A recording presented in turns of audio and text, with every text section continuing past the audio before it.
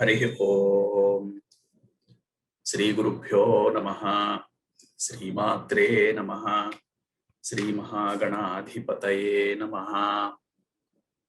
निर्गुणं निरंजनं नित्यमूलं परं तेजं निर्विकारं निर्विकल्पं निर्विशेषं नित्यमुक्तं महावाक्यार्थलक्ष्यं महाबिन्दुपरिस्थितं महदहंकारनाशं महदानन्दरूपम् एकमेवम् एकमनन्तम् एकैकमद्वितीयम् एकोऽहम् एकमात्मानं स्वच्छप्रकाशमेकैकं तत्त्वातीतं ज्ञानवृद्धं सर्वावगुणभञ्जकं संसारार्णवतारकं सद्गुरुं तं नमाम्यहम्।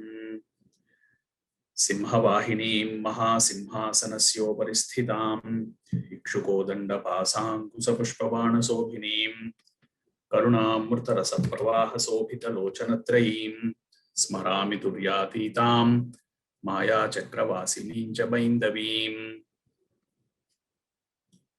आदौ वन्दे गुरुनाथं श्रीमन्महाभैरवाख्यं कलौ समारम्भं गुरुं परशिवानन्दनाथम् अत्र नाथं महागुरुं योगशास्त्रप्रवर्तकं श्रीचतुर्युगनाथास्तु वन्दे लोकाद्यभिगोप्तृं सर्वमन्त्राद्यः प्रयोक्तृः सर्वविद्यामहोदधिः सर्वौघाश्च तत्त्वसारः सर्वौघाश्च मूलरूपः अत्र नाथः सदाशिवः तदाद्यानन्दभैरवः सर्वत्र सर्वसः वन्देऽहमस्मद्गुरुपर्यन्तः।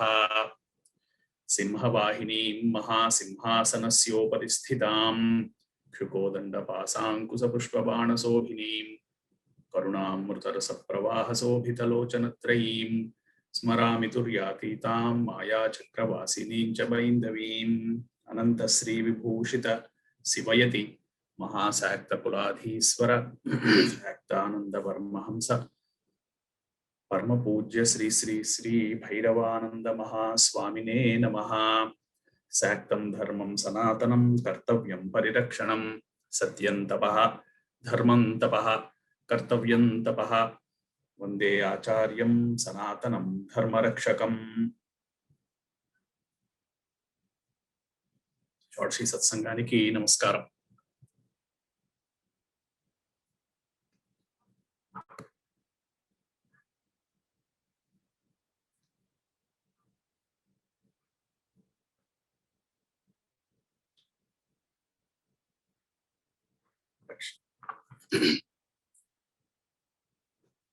ప్రస్తుతం నడుస్తున్నటువంటి మార్కండేయ పురాణంలో ప్రస్తుతం నడుస్తున్నటువంటి అధ్యాయంలో మనం ఎంతవరకు మాట్లాడుకున్నాము పూర్వము మీకు అర్థమైనటువంటిది ఇంతవరకు మనం చెప్పుకున్నటువంటి ఈ కథలో ఈ ఆఖ్యానంలోనూ మీకు అర్థమైనటువంటిది ఒకసారి షోడశి సత్సంగంలో చెప్తారా ఎవరైనా కానీ?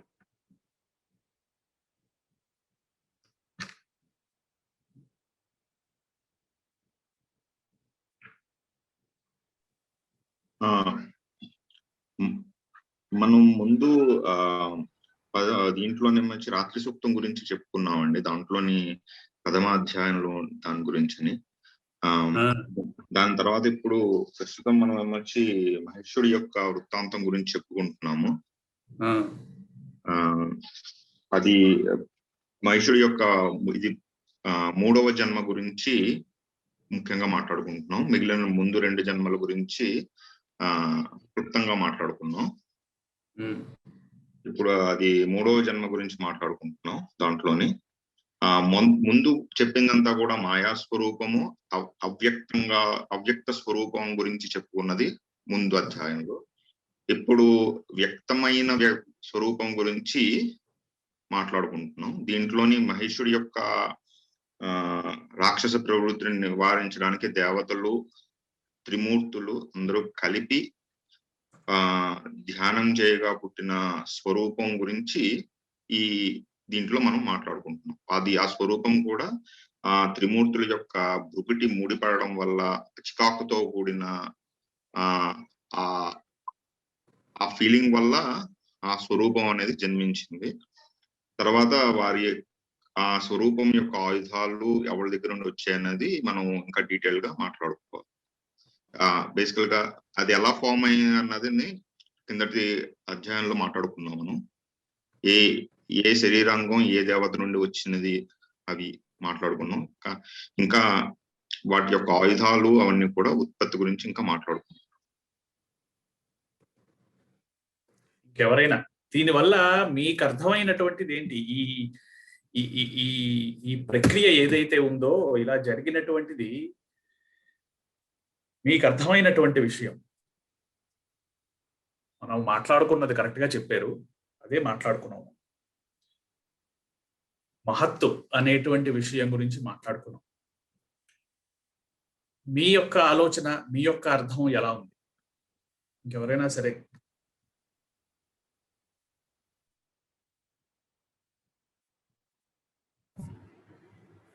శ్రీ గురు అండి, చెప్పండి చెప్పండి. అర్థమైందంటే ఎటువంటి కార్యాల గురించి శక్తి యొక్క వ్యవస్థీకృతమైనటువంటి ఉపయోగం ఎట్లా చేయబడుతుందో దాని గురించి తెలియపరచబడింది. ఎటువంటి కారణాల కోసం అది అసలు మనకు దగ్గర ఉన్నటువంటి శక్తియుక్తులని వాడాలి అన్నది ఒక మార్గదర్శకంగా సూచకంగా కనిపిస్తుంది. అది సరే,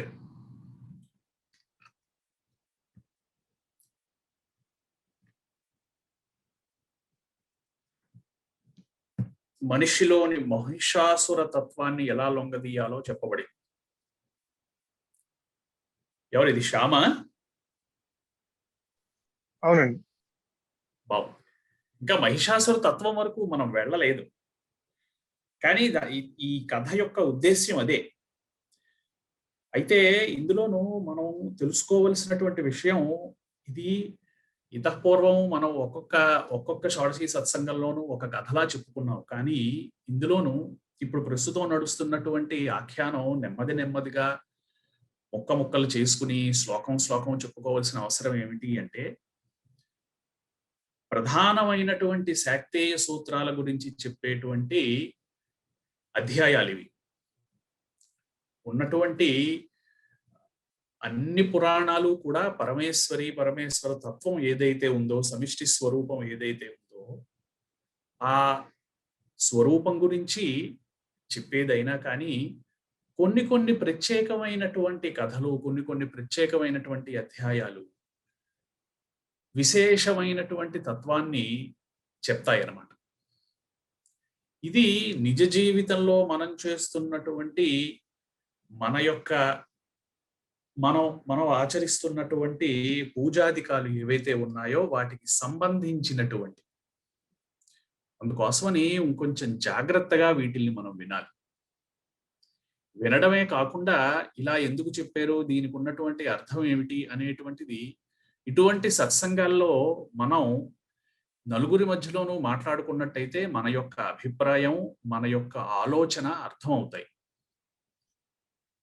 మామూలుగా 5ంటికి స్విచ్ ఆన్ చేసుకుని ఏదో మాటలు వినిపించి 5:30కి శాంతి స్వస్తి ప్రజాభ్య చెప్తే లేచిపోవడం అనేటువంటిది ఆలోచనే అయితే, అలా చెప్పేటువంటి అవకాశాలు ఈ రోజు మనకి చాలా ఉన్నాయి. యూట్యూబ్ నిండా, ఇంటర్నెట్ నిండా, వాట్సాప్ నిండా అలాంటివే ప్రవచనాలు.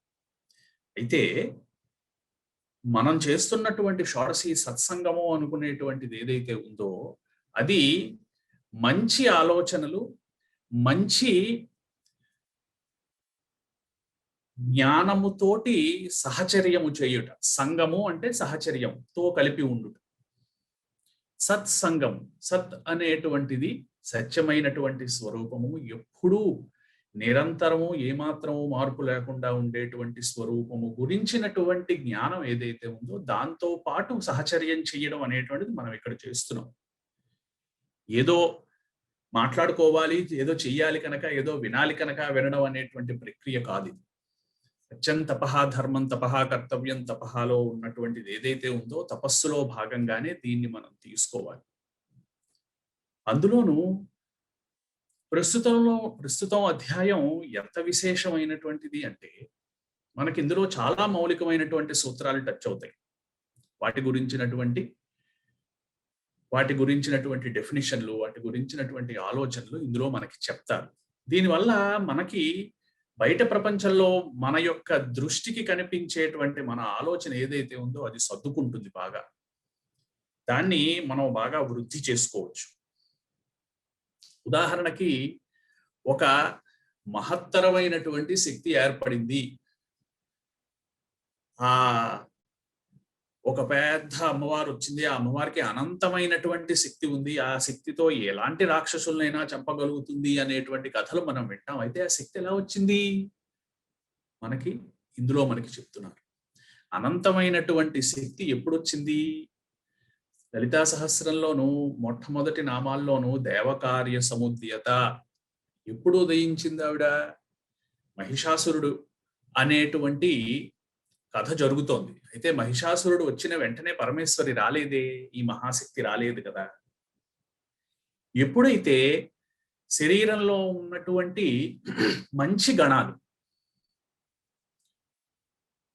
లేదా ఒక స్థానంలో ఉన్నటువంటి మంచి గణాలు లేదా ప్రపంచంలో ఉన్నటువంటి ఈ ముల్లోకాలలోనూ ఉన్నటువంటి మంచి గణాలన్నీ ఒక చోట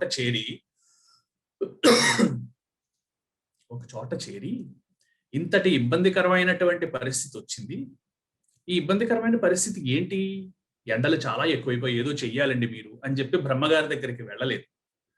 వానలు చాలా పడిపోతున్నాయి, వరదలు చాలా వచ్చేస్తున్నాయి, చాలా జన నష్టం జరుగుతోంది అని వెళ్ళలేదు. ఎందుకంటే అవి పంచభూతాలు అనేటువంటివి ధర్మంలో ఉన్నటువంటి వాటి ధర్మాలు అవి చేస్తున్నాయి. అనారోగ్యాలు చాలా వచ్చేసాయి, ఇబ్బందులు చాలా ఉన్నాయి, వీటి కోసం బ్రహ్మగారి దగ్గరికి వెళ్ళలేదు. ధర్మానికి నష్టం వచ్చింది. వాళ్ళు నిరంతరము ఏదైతే మనల్ని నడిపిస్తుందో అది ధర్మం అంటున్నాం. ఆ ధర్మానికి మన వాల్యూ సిస్టమ్, మన ఆలోచన ధోరణి, మన యొక్క పెద్దల ద్వారా వచ్చినటువంటి మన యొక్క కుటుంబంలో నడిచేటువంటి విధి విధానం, దీనికి నష్టం వచ్చింది. ఆ మహిషాసురుడు అనేటువంటి వాడు ఉన్నటువంటి మిగిలినటువంటివన్నీ తీసేసి నన్నే రాజుగా పెట్టుకోవాలి, నన్నే దేవుడుగా పెట్టుకోవాలి, హిరణ్య కశిపవే నమః. మనం భక్త ప్రహ్లాద సినిమాలో చూసాం కూడా. సినిమాలో చూసిన వెంటనే జ్ఞాపకం ఉంటాయని చెప్పి ఎగ్జాంపుల్ చెప్తున్నాను. అందుకోసమని నన్నే మీరు దేవుడుగా కొలవండి అన్నాడు ఆ హిరణ్యకశిపుడు. ఇవి ఏం చెప్తున్నాయి? వీటి వల్ల ధర్మానికి నష్టం వస్తుంది. ఎప్పుడైతే ధర్మానికి నష్టం వస్తుందో అప్పుడు మళ్ళీ తిరిగి ధర్మాన్ని పునరుద్ధరించడం కోసం చేసేటువంటి యుద్ధం ఏదైతే ఉందో ఈ యుద్ధాన్ని మనం తపస్సు అంటున్నాం. ధర్మ మార్గంలోకి తిరిగి మళ్ళీ రావాలి. మన వాల్యూ సిస్టము, మన ఆలోచనలు, మనకి పెద్దవాళ్ళ దగ్గర నుంచి వచ్చినటువంటి విధి విధానము, మన యొక్క సాంప్రదాయము, వీటికి నష్టం తెచ్చేటువంటిది ఏదైతే ఉందో అది ఆ అధర్మాలని తగ్గించడం కోసం ఈ దేవతలందరూ అంటే మంచి గణాలు, ఈ దేవతలందరూ ఒక చోట చేరి అందులో ఉన్నటువంటి పెద్ద తలకాయ దగ్గరికి వెళ్ళి ఆ పెద్ద తలకాయ రెండో పెద్ద తలకాయ దగ్గరికి వెళ్దామని, అలా కాదు మూడో వాళ్ళ దగ్గరికి వెళ్దామని బ్రహ్మ విష్ణు మహేశ్వరుల దగ్గరికి ఈ దేవతలందరూ వెళ్ళారు. ఏం చెయ్యాలి, చాలా ఇబ్బందిగా ఉంది, చాలా ఇదిగా ఉంది. ఏదైనా సరే ఒక మహాశక్తిని మనం తయారు చేసి ఆ శక్తి ద్వారా ఆ రాక్షసుని సంహరించాలి అనేటువంటి ఒకే ఆలోచన, ఒకే మనస్సుతోటి వీరందరూ సమానమైనటువంటి ఒక దృక్పథం మీద ఎప్పుడైతే వచ్చారో దాన్ని మనం ప్లేన్ అంటాం. అందరూ ఒకే ప్లేన్ లో ఉన్నారు. Are you on the same page అంటాం. సో అందరూ ఒకే ఆలోచనతోటి, ఒకే అండర్స్టాండింగ్ తోటి ఎప్పుడైతే వచ్చారో అప్పుడు వారి యొక్క ఆత్మశక్తి ఏకీకృతమైంది. ఆ ఏకీకృతమైనటువంటిది అనంతమైనటువంటి తేజస్సుతోటి, అనంతమైనటువంటి మండుతున్నటువంటి ఒక పర్వతంలా తయారైంది. ఆ తయారైనటువంటి ఆ పర్వతానికి ఒక ఫార్మ్ వచ్చింది, ఒక రూపం వచ్చింది. రూపము అనేటువంటిది ఏదైతే ఉందో అది ప్రకృతికి సంబంధించినటువంటిది. ఆ ప్రకృతిలోంచి రకరకాలైనటువంటి రూపాలు వస్తాయి. కాబట్టి దాన్ని అందులో అనంతమైనటువంటి శక్తి ఉంది కనుక, ఎనర్జీ ఉంది కనుక దాన్ని శక్తి అన్నాము. అది ఒక రూపం దాల్చింది. కర్తృత్వము చేసేటువంటి లక్షణం ఉంది కనుక అది ఒక స్త్రీ రూపం దాల్చింది. దానికి ప్రపంచాలని కాపాడి మంచి అనేటువంటి వాళ్ళకి మంచి చేసి దుష్కర్మ ఏదైతే ఉందో దుష్కర్మని తగ్గించేటువంటి మాతృగుణం ఉంది కనుక ఒక స్త్రీమూర్తిగా ఏర్పడింది. లేకపోతే ఇంకే రూపమైనా ఏర్పడచ్చు. ఆ ఏర్పడినటువంటి రూపానికి ఒక్కొక్క శరీర భాగానికి ఒక్కొక్క దేవత యొక్క తేజస్సు వెళ్ళి ఇంకా అనంతమైనటువంటి తేజస్సుగా కలిసింది. తేజస్సు అంటే ఏంటి? తేజస్సు అంటే మనలో ఉన్నటువంటి ఆత్మశక్తి ఏదైతే ఉందో ఆ ఆత్మశక్తి మనం ఏమిటి చేసినా చెయ్యకపోయినా, ఏమాత్రం జ్ఞానం ఉన్నా లేకపోయినా, జీవం ఉన్నంత వరకు కూడా పడుకున్నటువంటి వ్యక్తి తిరిగి మళ్ళీ పొద్దున్న లేస్తున్నాడు. ఆకలి అతనికి ఆటోమేటిక్ గా వస్తోంది. శరీరం పనిచేస్తోంది. ఇది జ్ఞానికి అజ్ఞానికి ఇద్దరికీ జరుగుతుంది. ఒక సాంప్రదాయం గురించి, ఒక తత్వం గురించి, ఒక మంచి విధానం గురించి, ఒక మార్గం గురించి గురువుల దగ్గర నుంచి బోధగా విని, కొంత శాస్త్రాచరణ, కొంత శాస్త్రాన్ని చదివి, లేదా చదివినటువంటి వాళ్ళ దగ్గర నుంచి విని, దాని గురించి మిగిలినటువంటి వాళ్ళతో మాట్లాడి, ఇలాగా కొంత నాలెడ్జ్ ఏదైతే ఉందో, జ్ఞానం ఏదైతే ఉందో దాన్ని కొందరు ఇంకా పెంపొందించుకుంటారు. ఆ పెంపొందించుకున్నటువంటి జ్ఞానాన్ని ఇంకా ఇంకా వృద్ధి చేస్తే అది ఊర్ధ్వగతమై అది తేజస్సుగా మారుతుంది.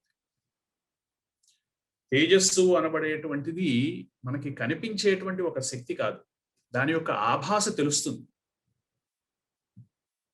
కానీ అది దానికి ఉన్నటువంటి లక్షణం ఏమిటి అంటే స్వతసిద్ధంగా కాంతివంతం అవడం, రిఫ్లెక్షన్ ద్వారా కాంతివంతం అవడం కాదు.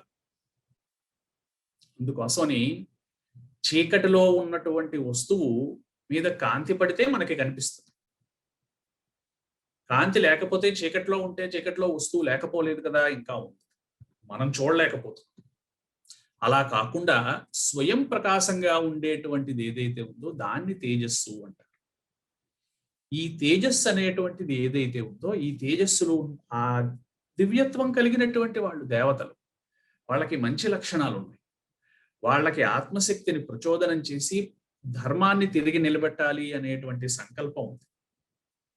ఆ శక్తి ఏదైతే ఉందో అది తేజస్సుగా మారి ఆ ఎదురుకుండా ఉన్నటువంటి ఆవిర్భవించినటువంటి శక్తికి మరింత తేజస్సిచ్చింది. ఇది శాక్తేయానికి ప్రధానమైనటువంటి సూత్రాల్లో ఒక సూత్రం. శక్తిని ఎలా తయారు చేయడం అనేటువంటిది ఒక సూత్రం. సరే, తర్వాత ఈ దేవతలు వారి దగ్గర ఉన్నటువంటి ఆయుధాలు ఆ శక్తికి ఇచ్చారు. ఆయుధాలు ఏమిటి? మంచి చేసేటువంటి వాళ్ళు కదా. ఈరోజు ఈ దృక్కోణాన్ని మనం పరిశీలిద్దాం. ఈరోజు సత్సంగంలో ప్రత్యేకంగా మనకున్నటువంటి దేవతలందరూ కూడా మనం నమస్కారం పెట్టేటువంటి వాళ్ళందరి దగ్గర కూడా రకరకాలైనటువంటి ఆయుధాలు ఉంటాయి. కత్తి, గొడ్డలి, త్రిశూలం, చాకు, బల్లెం, డాలు, రకరకాలైనటువంటి బిందివాలము అంటే గొలుసు ఉన్నటువంటి ఒక ఇనుప గుదియ, దానికి మేకులు అవి ఉంటాయన్నమాట. ఇలాంటి ఇంకా ఎన్నో మనకి ఈ రాక్షసుల్ని ఎలాగైతే చంపుతారో మనకి రానున్నటువంటి ఈ పురాణంలోనే మనకి చాలా రకాలైనటువంటి ఆయుధాల ద్వారా ఎవరెవరు ఎలా వెళ్ళారు అనేటువంటిది మనకు తెలుస్తుంది. ఏంటి ఆయుధాలు? ఈ ఆయుధాలు ఎందుకు? అయితే కొందరి చేతిలోనూ ఇంకా విశేషంగాను కలవ పువ్వు ఆయుధంగా ఉందన్నమాట. ఒకరి చేతిలోనూ కమండలం ఆయుధంగా ఉంది, ఒకరి చేతిలో జపమాల ఆయుధంగా ఉంది. ఇలాగా ఇవి ఏంటివి? ఇలాగా రకరకాలైనటువంటి మన యొక్క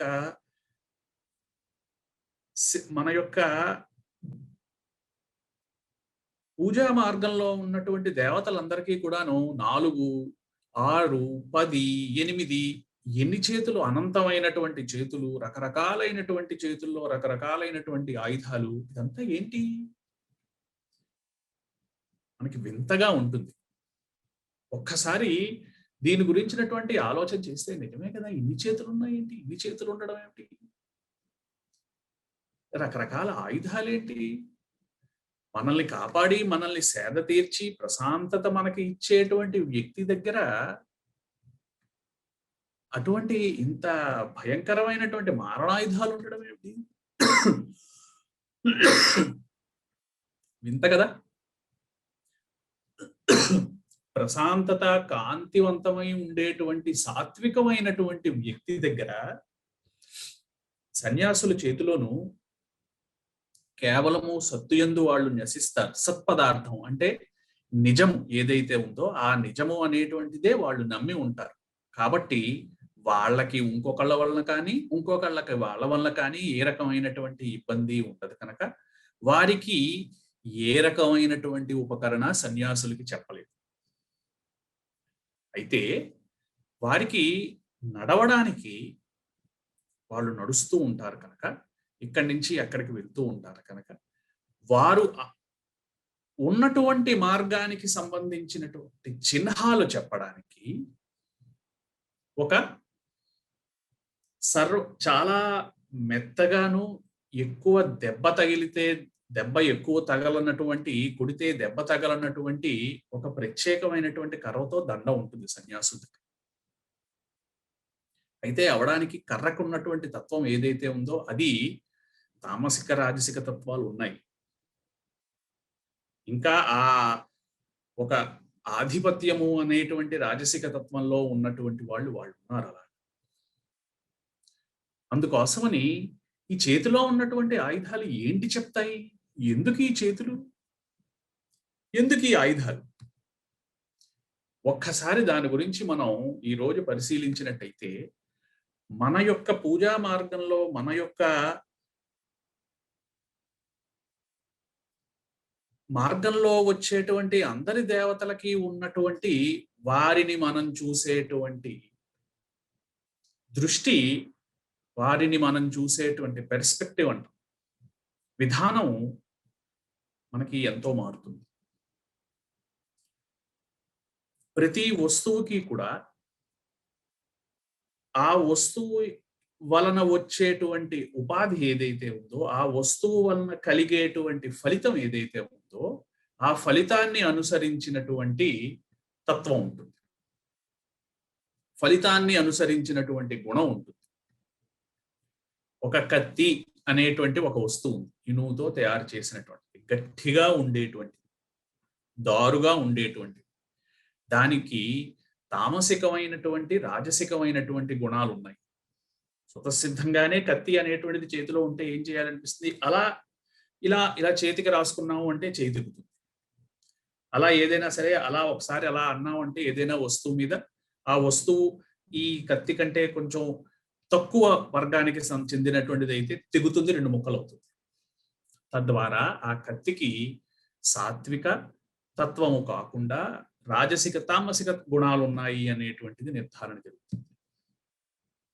ఇలాగా రకరకాలైనటువంటి ఆయుధాలకి గుణాలు అనేటువంటివి ఉంటాయి. ఒక దేవత చేతిలో ఆ ఆయుధం ఉంది అంటే ఆ చేతిలో ఉన్నటువంటి, ధరించినటువంటి చేతిలో ఉన్నటువంటి వస్తువు ఉపకరణాన్ని బట్టి దేవత యొక్క గుణాన్ని మనకి ఆ ధ్యాన శ్లోకం చెప్తోంది. మనం అటువంటి ధ్యానం చేస్తున్నాం, మనం అటువంటి ధ్యానం చెయ్యాలి. ఆ దేవత చేతిలో విశాలమైనటువంటి కత్తి ఉంది. అయితే కత్తికి ఉన్నటువంటి గుణం ఏమిటి? 2గా భాగం చేసేటువంటి గుణం. దేన్ని 2గా భాగిస్తుంది ఆ కత్తి? ఏదైనా సరే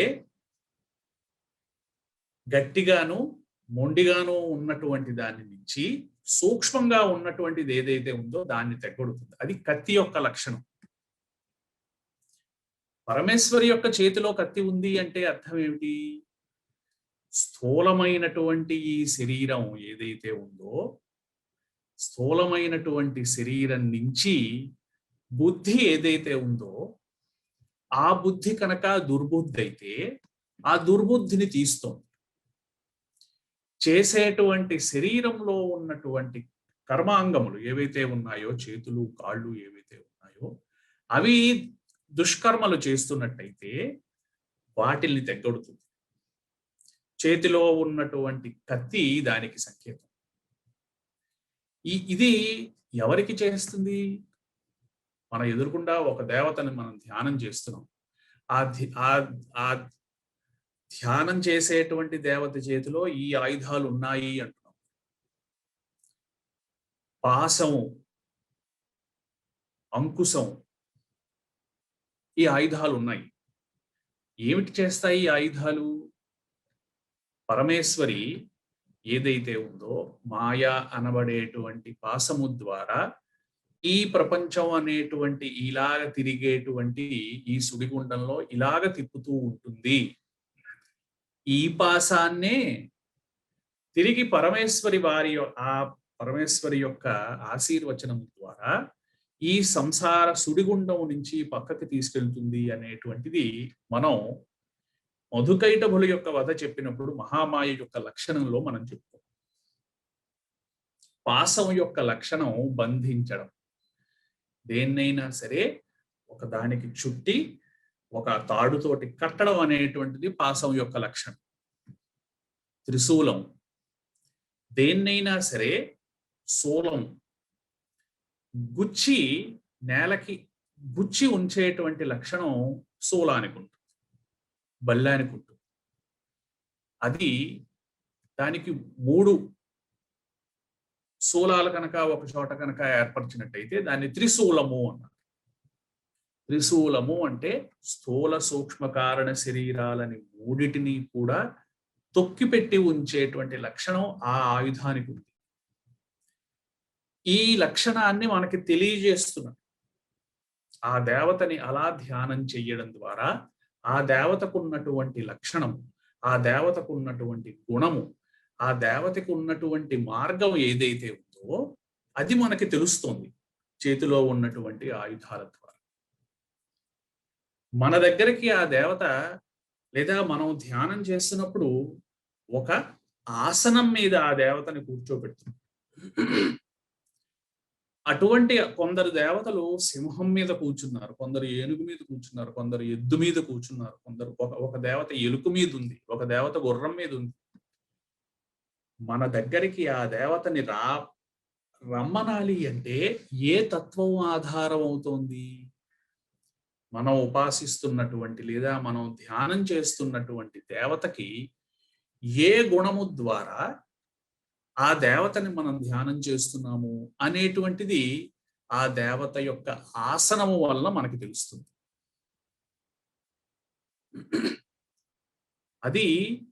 ఇది మనం దేవతా మార్గంలో ధ్యాన శ్లోకాలని చదువుకుని ధ్యాన శ్లోకాన్ని అర్థం చేసుకుని తర్వాత మనం మాలని తిప్పేస్తాం జపం చేయడానికి.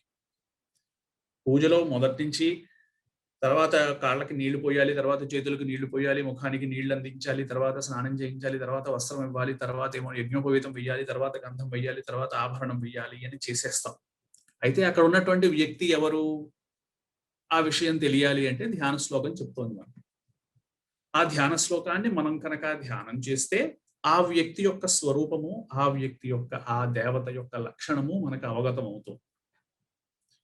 అది అర్థం చేసుకోవడానికి ఇంకా సులువుగా అర్థం అయ్యేలాగా చేతుల్లో ఆయుధాలు, ఆసనము దేవతలకి చెప్తారు. దేవత ఎప్పుడు అదే ఆసనం మీద ఉంటుందా? ఇంక సింహం ఎక్కడికి వెళ్ళదా? ఇంకా వేరే పనులు ఇంట్లో ఉండవా అనేటువంటిది మనం ఆలోచించవలసినటువంటి పని కాదు. ప్రస్తుతం నేను ధ్యానం ఎలా చేస్తున్నాను? ఈ స్వరూపంలో చేస్తున్నాను. ఆ ఇందాక మనం అనుకున్నాం కదా, దేవతలందరూ ఒక చోట చేరి ఎప్పుడైతే వారందరూ కలిపి వారి ఆత్మశక్తిని ఒక చోట పెట్టారో అక్కడ దేవత ప్రత్యక్షమైంది. అలాగే నేను ఇప్పుడు ఈ దేవత గురించినటువంటి ధ్యానము చెయ్యదలుచుకున్నాను. ధ్యానం బాలార్కాయుత తేజసాం త్రినయనాం అనేటువంటి ఒక్కసారి అలా ఆలోచించినట్టయితే బాలార్కాయుత అప్పుడే ఉదయిస్తున్నటువంటి సూర్యులు 1000 మంది ఓ చోట పెడితే ఎంత కాంతిగా ఉంటుందో అంత కాంతిగా ఉంది. నేను ధ్యానం చేస్తున్నాను. దేవత ఎప్పుడు అలాగే ఉంటుందా? ఉండకపోవచ్చు. స్వరూపం అలా మారుతుంది. ఇప్పుడు మీకు అర్థమైందా? ఇప్పుడు మనం చెప్పుకుంటున్నటువంటి ఈ కథకి నిత్యము మనం చేసేటువంటి ధ్యానామావాహనాది షోడశోపచార పూజాంకరిష్యే అని పొద్దున్న గురు పూజలో మనం చెప్తున్నాం. సంధ్యావందనం చేస్తున్నాం. ముక్తా విద్రుమహేమ నీల ధవళ ఛాయై ముఖై త్రిక్షణై యుక్తామిందు నిబద్ధరత్నం మకుటాం తత్వార్థ. చెప్పండి, తర్వాత నేనే చెప్పడం ఏమిటి? రోజు చదువుతున్నటువంటి వాళ్ళు ఉన్నారు, సంధ్యావందనం చేస్తున్న వాళ్ళు ఉన్నారు. గాయత్రి ధ్యాన శ్లోకం చెప్పండి. గాయత్రి దేవి యొక్క చేతిలో ఉన్నటువంటి ఆయుధాలు ఏంటో చెప్పండి. ముక్తా విద్రుమ హేమ నీల ధవళ ఛాయైర్ ముఖైస్త్రీక్షణైః యుక్తాం ఇందు నిబద్ధరత్నమకుటాం తత్వార్థ వర్ణాత్మికాం. తర్వాత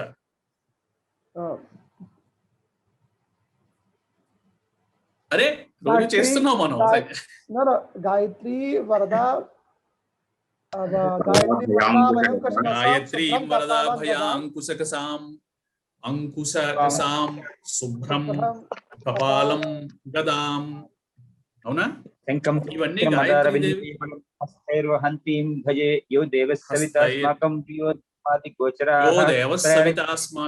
చక్కగా చెప్పారు, చాలా మంచిది. యో దేవ సవితాస్మాకం ధియో ధర్మాది గోచర ప్రేరయేతస్యద్వర్గస్తద్వరేణ్యం ఉపాస్మహే అని నమస్కారం. ఈ గాయత్రీదేవి చేతిలో ఉన్నటువంటి ఆయుధాలు ఉన్నాయి. ఒక కపాలం ఉంది. కపాలం ఏమిటి ఆయుధం? శుభ్రంగా స్నానం చేసి దేవత ఎదురుకుండా చేతిలో కూర్చుని మనం మడికట్టుకుని ధర్మ మార్గానికి అంతటికీ కూడా ప్రాతిపదికగా నిలిచేటువంటి సంధ్యావందనానికి ధ్యానం చేస్తున్నటువంటి దేవతలో కపాలం ఉండడం ఏమిటి? ఆలోచన మనం చెయ్యాలి, మనకి రావాలి. అందుకనే ditto ditto ditto ditto ditto అనుకోకుండా నిన్న చేసిన పనే ఈ రోజు డిటో అనుకుని చెయ్యకుండా ఈ రోజు రేపొద్దున ఇంకొకసారి చేసినప్పుడు కాసేపు ఆగి విరామం ఇచ్చి నేనేం చేస్తున్నాను అని ఆలోచిస్తే ఇది చదువుతున్నాను. దీని అర్థం ఏమిటి? ఒకప్పుడైతే ఇవన్నీ ఆలోచనలు పెట్టుకుని ఒక గురువు గారి దగ్గరికి వెళ్ళి ఇవన్నీ చెప్పుకునేవారు. ఇప్పుడు అంత దూరం వెళ్ళక్కర్లేదు. మనందరికీ కూడా మనకి దగ్గరగా ఉన్నటువంటి గురువులు చాలా ఉన్నాయి. గూగుల్ చాలా దగ్గర చేసింది గురువుల్ని. మనం వెబ్సైట్ కనుక ఏదైనా ఓపెన్ చేసి ఆన్లైన్ సంస్కృతం డిక్షనరీలో మనకు కావలసినటువంటి అర్థాలు వెంటనే మనం తెలుసుకోవచ్చు. అయితే దానికి ఉన్నటువంటి లక్ష్యార్థము, సూత్రార్థము ఇటువంటి సత్సంగాలలో చర్చ చేయడం ద్వారా, గురువుల దగ్గర నుంచి వినడం ద్వారా మనకి వస్తాయి. కానీ మీనింగ్ అర్థమైపోతుంది. కపాలము క అనేటువంటిది ఏదైతే ఉందో అది కం బ్రహ్మేతి వ్యజానాత్ అనేటువంటిది సూత్రం మనకి డిక్షనరీలో. క అంటే ఏంటి అని అర్థంలో కా కింద ఉంటుంది. బ్రహ్మ పదార్థం ఏదైతే ఉందో, బ్రహ్మ పదార్థం అంటే ఏంటి? సత్యమైనటువంటిది, నిత్యమైనటువంటిది ఏదైతే ఉందో అది బ్రహ్మ పదార్థం. ఎప్పుడూ ఉంటుంది. అది తన యొక్క స్వరూపాన్ని మార్చదు. అది కా అంటే అర్థం సంస్కృతంలో. ఆ బ్రహ్మస్వరూపాన్ని పట్టి ఉండేటువంటిది ఏది? కపాలం. కాబట్టి కపాలము అన్న వెంటనే మనకి ఒక క్షుద్రమైనటువంటి ఆలోచనలు, క్షుద్రమైనటువంటి స్వరూపము వెంటనే మనకి మనసులో వచ్చేస్తాయి. అది తెలిసినటువంటి జ్ఞానం మనల్ని మంచి వైపు ఎలా దారితీస్తుందో అలాగే ఇటువంటి కన్ఫ్యూజన్ వైపు కూడా దారితీస్తుంది. దాన్ని మనం చెక్ చేసుకుంటూ ఒక్కసారి ఆవిడ చేతిలో కపాలం ఉంది అంటే ఏదైతే బ్రహ్మ పదార్థాన్ని పాలిస్తూ ఉంటుందో, బ్రహ్మ పదార్థానికి అధిపతి ఎవరైతే ఉన్నారో అది ఆమె చేతిలో ఉంది, గాయత్రీదేవి చేతిలో. అందుకోసమని యో దేవస్సవితాస్మాకం ధియో ధర్మాది గోచర, ఆ సవితా స్వరూపం ఏదైతే ఉందో అది మనకి ఎలా తెలుస్తుంది? ధియో బుద్ధి ద్వారా, ధర్మాది గోచర ధర్మముల ద్వారా మనకి తెలుస్తోంది. యో దేవ సవితాస్మాకం, ఇది ధ్యాన శ్లోకం తర్వాత జపం చేసే ముందర చెప్తాం మనం పొద్దున సంధ్యావందనం. యో దేవ సవితాస్మాకం ధియో ధర్మాది గోచర ప్రేరయే తస్య యద్భర్గః తద్వరేణ్యం ఉపాస్మహే. ఇలాగ నాకు చెప్పేటువంటి ఆ స్వరూపం ఏదైతే ఉందో ఆ స్వరూపాన్ని నేను దాన్ని ధ్యానిస్తున్నాను, దాన్ని కోరి ఉపాసన చేస్తున్నాను. అలా కాకుండా ఒక బాలా త్రిపుర సుందరి ఉంది, బాలా త్రిపుర సుందరిని ధ్యానం చేస్తున్నాం. ఇందాక మనం మన యొక్క మూల స్వరూపం అయినటువంటి సింహవాహిని మహాసింహాసనస్యోపరి స్థితాం ఇక్షుకోదండ పాశాంకుశ పుష్పబాణ శోభినీం. ఇక్షుకోదండము, పుష్పబాణము, పాశాంకుశములు కలిగినటువంటి ఆ స్వరూపం. ఆమె చేతిలో ఈ 4 ఉన్నాయి. ఎందుకున్నాయి? సీజనల్ క్రాప్ కదా, షుగర్ కేన్ ఎప్పుడూ ఉంటుందా? ఇది మనకి జ్ఞానం మనకి చెప్తుంది, మనం తెలుసుకున్నటువంటి నాలెడ్జ్ అదే కదా. అంకుశం ఎందుకు? ఏనుగు మీద కూర్చునేటువంటి, ఏనుగుని కంట్రోల్ చేసేటువంటి మావటి వాడి దగ్గర కదా అంకుశం ఉండేది. అంకుశం యొక్క లక్షణం ఏమిటి? అంకుశం యొక్క లక్షణం ఏనుగుని సైతం కిందకి దించి ఆ బుద్ధిని ఏదైతే ఉందో కంట్రోల్ చేసేటువంటి లక్షణం అంకుశానికి ఉంది. ఇంత పెద్ద ఏనుగు కూడా, ఏనుగు మీద కూర్చున్నటువంటి మావటి వాడు ఒకసారి ఆ అంకుశంతో ఎక్కడైతే ప్రధానమైనటువంటి చోటు, కీలకమైనటువంటి మర్మస్థానం ఏదైతే ఉందో అది ఆ మావటికి తెలుస్తుంది. అక్కడ ఆ అంకుశ ప్రహారం ఎప్పుడైతే ఆ అంకుశంతో ఒకసారి అలా అన్నట్టయితే అంత పెద్ద ఏనుగు కూడా బుర్ర ఉంచి మోకరిల్లుతుంది. అది అంకుశం యొక్క లక్షణం. కాబట్టి దేవత చేతిలో అంకుశం ఉండడం ఏమిటి? అంకుశం ఎందుకు అంటే మన యొక్క బుద్ధి, మన యొక్క ఆలోచనలని ఆ అంకుశము ద్వారా ఆ దేవత కంట్రోల్ చేస్తుంది అని చెప్పేటువంటి ఆ ఎగ్జాంపుల్ని చేతిలో అంకుశం ద్వారా చూపించారు. ఇది మనం గుర్తించాలి. ఏ దేవత చేతిలో ఉన్నా సరే, విపరీతమైనటువంటి గట్టిగా ఉండేటువంటి చెట్లని సైతం నరికేటువంటిది గొడ్డలి. శివుడి చేతిలో గండ్రగొడ్డలు ఉంటుంది. భయంకరమైనటువంటి దుష్కర్మల యొక్క అడవిలో ఉన్నటువంటి చెట్లని నరికేటువంటి గండ్రగొడ్డలి పరమేశ్వరి యొక్క శక్తి అని మనకి లలితా సహస్రంలో చెప్తోంది. కుఠారము అంటారు. అందుకోసమని ఒక్కొక్క ఆయుధానికి ఒక్కొక్క లక్షణం ఉంది. అందుకోసమని దేవతని ధ్యానం చేసేటప్పుడు, దేవతని చూసేటప్పుడు అటువంటి ఆ లక్షణం ఏదైతే ఉందో దాన్ని మనం గుర్తించి ఈ లక్షణాలు ఈ దేవతకి ఉన్నాయన్నమాట అని ఆలోచింపచేసేలాగా ఈ అధ్యాయం మనకి చెప్తోంది. శివుడు శూలాద్ వినిష్కృష్య, శివుడు తన చేతిలో ఉన్నటువంటి శూలం ఏదైతే ఉందో అదే శక్తి కలిగినటువంటిది, అలాంటిదే ఇంకొక శూలం ఆమెకి ఇచ్చాడు. విష్ణుమూర్తి చక్రం ఇచ్చాడు. బ్రహ్మగారు సృష్టి చెయ్యడానికి కావలసినటువంటి రజోస్వరూపం కలిగినటువంటి కమండలం ఇచ్చారు ఆవిడ. ఇలాగా రకరకాలైనటువంటి దేవతలందరూ కూడా పరమేశ్వరికి వారి చేతిలో ఉన్నటువంటి, వారు ధరించినటువంటి ఆయుధాలు ఇచ్చాడు. వరుణుడు చేతిలో ఉన్నటువంటి శంఖం ఇచ్చాడు. అగ్ని తన యొక్క శక్తి ఆయుధాన్ని ఇచ్చాడు. వాయువు ధనుస్సునిచ్చాడు. ఆ ధనుస్సుతో పాటుగా ఎన్నో బాణాలు పట్టేటువంటి బాణాల యొక్క పొది, అమ్ముల పొది ఇచ్చాడు. ఇంద్రుడు తన యొక్క వజ్రాయుధం ఇచ్చాడు. ఐరావతం దగ్గర ఉన్నటువంటి గంటని చేసి ఇచ్చాడు పరమేశ్వరికి. దేవతలు ఆ ఆయుధాలు ఏవైతే ఉన్నాయో ఈ ఆయుధాలు ఆ శక్తికి ఆ లక్షణాలు కల్పిస్తున్నారు. యముడు తన దగ్గర ఉన్నటువంటి దండం, కాలదండం ఏదైతే ఉందో ఆ కాలదండంలోంచి అలాంటి దండం ఇంకొకటి తీసిచ్చాడు. అలాగే బ్రహ్మ తన దగ్గర ఉన్నటువంటి అక్షమాల కమండలాన్ని ఇచ్చారు. సృష్టిని ప్రారంభం చేసేటువంటి సమయంలో ఎలాగైతే శివుడు, అప్పుడు ఇంకా పరబ్రహ్మ స్వరూపమే, శివుడు అనేటువంటిది తెలియదు, నాట్యం చేస్తూ నా శివుని యొక్క డమరుకల్లోంచి వచ్చినటువంటి శబ్దాలని బ్రహ్మగారు విని వాటికి ఒక స్వరూపము సరస్వతి బ్రహ్మ తయారు చేశారు. అందుకోసమని అక్షమాల ఏదైతే ఉందో శబ్దాల యొక్క కూర్పుకి సంకేతం. అది ఒక దేవత యొక్క చేతిలో అక్షమాల ఉంటుంది. ఎందుకు అక్షమాల ఉంటుంది అంటే అక్షరాలన్నిటి యొక్క సమిష్టి స్వరూపము పరమేశ్వరి.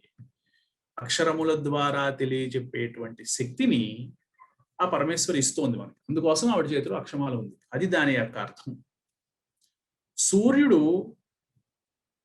కాంతి అనేటువంటిది పరమేశ్వరి యొక్క రోమకోపాలన్నిటా నింపాడు.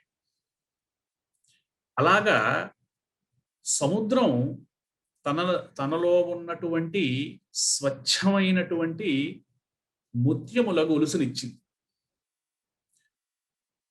ఎప్పుడూ కూడా ఇంకా మ్లానము అంటే ఇంకా మరకలు ఇబ్బందిగా పడవనటువంటి లక్షణం ఉన్నటువంటి వస్త్రాలు ఇచ్చింది. మిగిలినటువంటి ఆభరణాలన్నీ కూడా సముద్రం అనేటువంటిది ఇచ్చింది. ఇలాగా రకరకాలైనటువంటి అంగుళీయక రత్నాన్ని, విశ్వకర్మ రకరకాలైనటువంటి అంగుళీయకములు, ఆవిడకు ఉన్నటువంటి ఆభరణాలు విశేషంగా తయారు చేసి ఇచ్చాడు. రకరకాలైనటువంటి అస్త్రాలు తయారు చేశాడు. ఇలాగా ఈ స్వరూపం అనేటువంటిది ఏదైతే ఉందో ఆ స్వరూపానికి ఈ లక్షణాలు దేవతలందరూ కలిసి కల్పించారు. తద్వారా మహత్తు తయారైంది. అమ్మో, ఇంత శక్తి! ఆ శక్తి అందరు దేవతలు కలిపి తయారు చేశారు. ఇది ఒక సాధకుడు తనంతట తానుగా చెయ్యగలడు. ఇదే స్వరూపం, ఇదే మార్గం. ధ్యాన శ్లోకంలో నేను ఒక్కొక్క శరీర భాగాన్ని, దేవతని నేను అలా వర్ణించి ఆ దేవతను నేను తయారు చేస్తున్నాను. ఆ దేవతని అలా తయారు చేసి అక్కడికక్కడ అలాగా ఆ తయారు చేసినటువంటి దేవత యొక్క స్వరూపాల్లో నేను ఆ దేవతలో ఐక్యమవుతున్నాను. ఇది ఉపాసన అనబడేటువంటి మార్గం. అదే విధానాన్ని మనకి ఈ అధ్యాయంలో దేవతలందరూ కూడా వారి దగ్గర ఉన్నటువంటి శస్త్రాస్త్రములు, వారి యొక్క తేజస్సుని అందరినీ కూడా అన్ని కలిపి మహత్తు అనబడేటువంటి ఒక స్వరూపాన్ని మాకు సంభవించినటువంటి కష్టమైనటువంటి మాకు సంభవించినటువంటి కష్టాలని తీర్చేటువంటి ఒక శక్తిని తయారు చేశారు. ఆ శక్తి కష్టాలను తీరుస్తుంది కనుక దాన్ని దుర్గా తయారైనటువంటి స్వరూపం. అన్ని లక్షణాలు కలిగి ఉంటుంది కనుక ఆ స్వరూపాన్ని మహాలక్ష్మి అని. మనకి సప్తశతిలోను మార్కండేయ పురాణంలో చెప్పబడేటువంటి మహాలక్ష్మి, విష్ణుమూర్తి దగ్గర ఉండేటువంటి మహాలక్ష్మి ఒకరుగా మనం భావించుకోకూడదు. మహాలక్ష్మి అని ఇందులో దుర్గాదేవికే ఇంకొక నామం చెప్పారు. ఆ మహాలక్ష్మి ఎవరు? అన్ని లక్షణాలు ఆవిడకున్నాయి. తద్వారా ఆవిడ మహత్ అనబడేటువంటి స్వరూపానికి అధిపతురాలు అవుతుంది. మహత్తు యొక్క స్వరూపం అవుతుంది. అందుకోసమే ఆమెని మహాలక్ష్మి అన్నారు. మా కష్టాలు తీర్చడానికి నువ్వు వచ్చావు కనుక, మేమందరం కలిపి నిన్ను ధ్యానం చేస్తే నువ్వు తయారై వచ్చావు కనుక దుర్గా అనేటువంటిగా వీళ్ళందరూ కూడా, దేవతలందరూ కూడా ఆమెని ప్రబోధించారు. మనకి రానున్నటువంటి సత్సంగంలోను ఈ దేవతల ద్వారా సృష్టింపబడినటువంటి లేదా దేవతల యొక్క సమిష్టి స్వరూపమైనటువంటి ఈ దుర్గాదేవి ద్వారా ఆ రాక్షసుడు ఎవరైతే ఉన్నారో రాక్షసుడి యొక్క సేనల్లో ఉన్నటువంటి ఒక్కొక్క సేనాధిపతి, పెద్ద పెద్ద మొహం ఉంది వాడి, పెద్ద ఈ ముందర ఉన్నటువంటి ముట్టె ఏదైతే ఉందో చాలా పెద్దది ఉంది, అందుకోసం వాడిని మహాహనువు అన్నారు. ఇలాగా ఒకళ్ళు పెద్ద బాహువులు ఉన్నాయి. ఇలా రకరకాలైనటువంటి స్వరూపాలు ఉన్నటువంటి వాళ్ళు ఆ మహిషాసురుడి దగ్గర పనిచేసేటువంటి సైన్యంలో సైన్యాధిపతులు గాను, కొందరు సైన్యంలో ఉన్నటువంటి వాళ్ళు గాను, అతని దగ్గర ఉన్నటువంటి వాళ్ళందరూ కూడా ఈ స్వరూపము, ఈ దుర్గ యొక్క ప్రహారాల ద్వారా, దుర్గ యొక్క శక్తి ద్వారా ఎలా నశించారో మనకి ఈ కథలో రానున్నటువంటి సత్సంగాల్లో మనం తెలుసుకుందాం. అయితే సర్వానికి ప్రాతిపదిక అయినటువంటి ఆయుధాలు, ఆసనము అనేటువంటిది అది ఈ కథకి సంబంధించింది మాత్రమే కాదు, మన అందరి యొక్క దృష్టికోణాలకి సంబంధించినటువంటిది. దీన్ని మనం అవలంబించుకోవాలి. దేవతని మనం చూస్తున్నాము అంటే దేవత చేతిలో ఉన్నటువంటి ధ్యాన శ్లోకం ఏదైతే ఉందో అది మనకి ఆధారం. ఒక వాట్సాప్ లో వచ్చేటువంటి స్వరూపము మనకి ఆధారము కాదు. దాని వలన మనకి ఇంతవరకు ఉన్నటువంటి జ్ఞానం వెరితలలు వేస్తుందే తప్పించి మనకు ఉన్నటువంటి గైడింగ్ ఫోర్స్ ఏదైతే ఉందో అది, మన చేతిలో ఉన్నటువంటి టార్చ్ ఏదైతే ఉందో అది ధ్యాన శ్లోకం. ధ్యాన శ్లోకం అదే స్వరూపానికి ధ్యాన శ్లోకం మనకి క్లియర్ గా చెప్పాడు.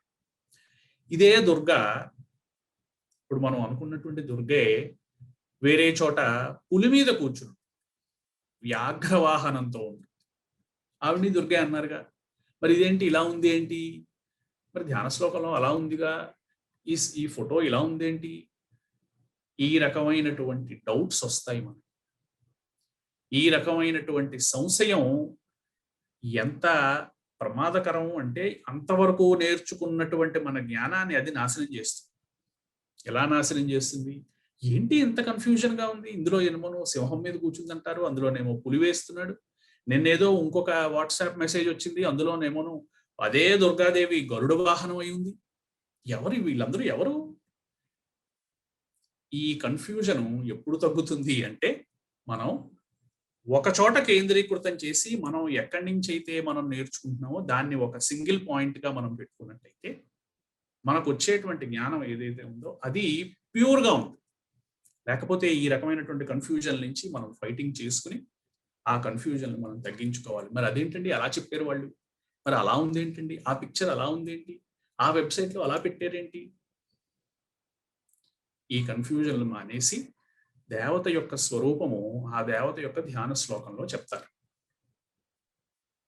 ఆ ధ్యాన శ్లోకం మనం తెలుసుకుంటే రంగు, ఏ రంగు బట్టలు వేసుకున్నారు, ఏ ఆసనం మీద కూర్చున్నారు, చేతిలో ఏ ఏ ఏ ఆయుధాలు ఉన్నాయి, ఈ ఆయుధాల వల్ల మనకు వచ్చేటువంటి బ్లెస్సింగ్స్ ఏంటి అనేటువంటిది మనకు అర్థమవుతుంది.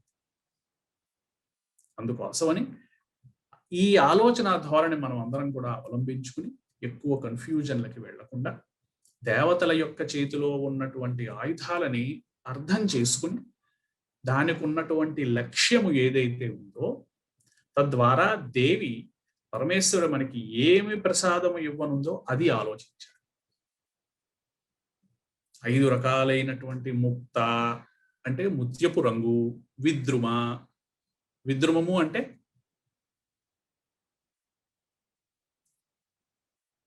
రోజు చదువుతున్నాం మనం, కొన్ని సంవత్సరాలైంది చదివేస్తున్నాం. ముక్త విద్రుమ హేమ నీల ధవళ ఛాయై ముఖై త్రిక్షణై. ముక్త అంటే ముత్యపు రంగు, ధవళము అంటే తెలుపు రంగు. ఏంటి తేడా? అంత క్లారిఫైడ్ గా మనకి ధ్యాన శ్లోకం ఉంది, మనం ఇంకెక్కడా చూసుకోక్కర్లేదు. నేను ధ్యానం చేస్తున్నటువంటి ఈ స్వరూపానికి 5 తలలు ఉన్నాయి. 5 తలల్లో ఒక తల ముత్యపు రంగు కలిగినటువంటిది, ఒక తల పగడపు రంగు కలిగినటువంటిది, ఒక తల హేమము. హేమము అంటే ముడి ఇనుము ఏదైతే ఉందో ఆ ముడి ఇనుముని, ఆ ముడి ఇనుములో ఉన్నటువంటి ఆ ఇంప్యూరిటీస్ తీసి కడిగితే ఉన్నటువంటిది ఏదైతే ఉందో ఆ రంగు.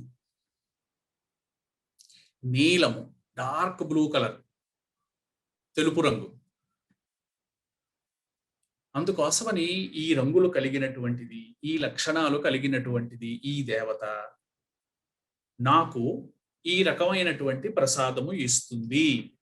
అది ఒక ఎష్యూరెన్స్. ఎప్పుడైతే ధ్యాన శ్లోకంలో ఉన్నటువంటి స్వరూపాన్ని మనం ఎదురుకుండా చూస్తామో, ఆవిడ చేతిలో ఉన్నటువంటి కత్తి నా యొక్క శత్రువులని నాశనం చేస్తుంది.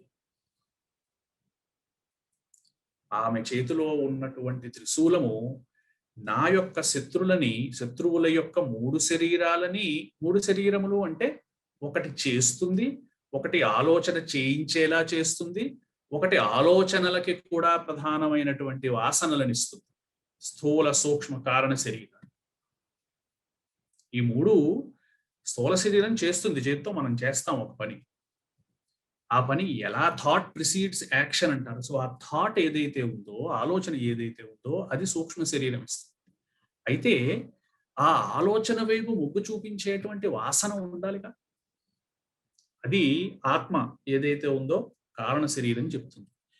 నా యొక్క శత్రువు యొక్క స్థూల సూక్ష్మ కారణ శరీరాలు 3టిని అదిపి పెడుతుంది ఆ త్రిశూలం. ఇది మనకి ఎష్యూరెన్స్ ఇస్తుంది. నాకు ఈ బాధగా ఉంది, నాకు ఈ రకమైనటువంటి శత్రుబాధలుగా కలుగుతున్నాయి, లేదా నాలో ఉన్నటువంటి అంతర్గతమైనటువంటి శత్రువులు నన్ను ఇలా బాధ పెడుతున్నారు అని ఎప్పుడైతే మనకి కలిగినటువంటి ఆ ఆవేదన ఏదైతే ఉందో, ఒక్కసారి ధ్యాన శ్లోకం చదువుకుని ధ్యాన శ్లోకంలో చెప్పినటువంటి స్వరూపాన్ని ఎదురకుండా మనం ధ్యానం చేసినట్టయితే దానివల్ల మనకి ఎష్యూరెన్స్ వస్తుంది, దానివల్ల మనకి కాన్ఫిడెన్స్ వస్తుంది. నేను నా యొక్క ఉపాస్య అయినటువంటి ఈ దేవత నన్ను ఈ రకంగా కాపాడుతుంది, నాకు ఏ రకమైనటువంటి భయం లేదు. అందుకోసమని ప్రధానమైనటువంటి దేవతలందరి చేతిలోనూ కూడా అభయము అనేటువంటి ఒక ముద్ర ఉంటుంది. అది అన్నిటికంటే పెద్ద ఆయుధం. నీకు ఏ రకమైనటువంటి భయము ఉండబోదు. అభయము, వరము, దాన్నే వరము అనేటువంటి వరముద్ర. వరదము అంటే ఇలా చెయ్యి కిందకు ఉంటుంది, చేతి కిందకి ఇలా. ఈ వరదము అంటే నాకు కావలసింది నాకు ఇస్తుంది ఆ దేవత. ఈ వరాభయముద్రలు 2 కూడా దేవతలకు ఉంటాయి. అంటే నేను కోరినటువంటిది ఏదైతే ఉందో ఆ కోరినటువంటి ప్రసాదం నాకు దొరుకుతుంది, నాకు కావలసినటువంటిది దొరుకుతుంది నేను కోరిన దానికంటే. ఇది ధ్యాన శ్లోకాన్ని చూసి మనం ధ్యాన శ్లోకంలోంచి మనకి వచ్చేటువంటి ఆలోచన. ఇలా మనం ధ్యాన శ్లోకాన్ని చదువుకోవాలి. ఇది చెప్పేటువంటి సూత్రమే ఇందాక మనం చెప్పినటువంటి దేవతలందరూ కలిపి సమిష్టిగా వారిలో ఉన్నటువంటి శక్తులన్నింటినీ కూడా కలిపి ఒక మహాశక్తిని తయారు చేశారు. ఆ మహాశక్తి రాక్షస సంహారాన్ని ఎలా చేసింది అనేటువంటిది రానున్నటువంటి సత్సంగాల్లో తెలుసుకుందాం. స్వస్తి ప్రజాభ్యః పరిపాలయంతాం న్యాయేన మార్గేణ మహిం మహీసా గో బ్రాహ్మణేభ్యః శుభమస్తు నిత్యం. లోకాః సమస్తాః సుఖినో భవంతు. సహనావవతు సహనౌ భునక్తు సహ వీర్యం కరవావహై తేజస్వినావధీతమస్తు మా విద్విషావహై. ఓం శాంతి శాంతి శాంతి. స్వస్తి. మళ్ళీ మనం తిరిగి శనివారం అయితే శనివారం, ఆదివారం అయితే ఆదివారం మళ్ళీ తిరిగి ఒక సత్యమైనటువంటి పదార్థం గురించి తిరిగి మనం చేద్దాం. అంతవరకు కూడా జాగ్రత్తగా అందరూ ఆరోగ్యం, ఐశ్వర్యాలతోటి, శాంతితోటి ఉండి మనం తిరిగి మళ్ళీ మనం కలుసుకుందాం. ఏమండి?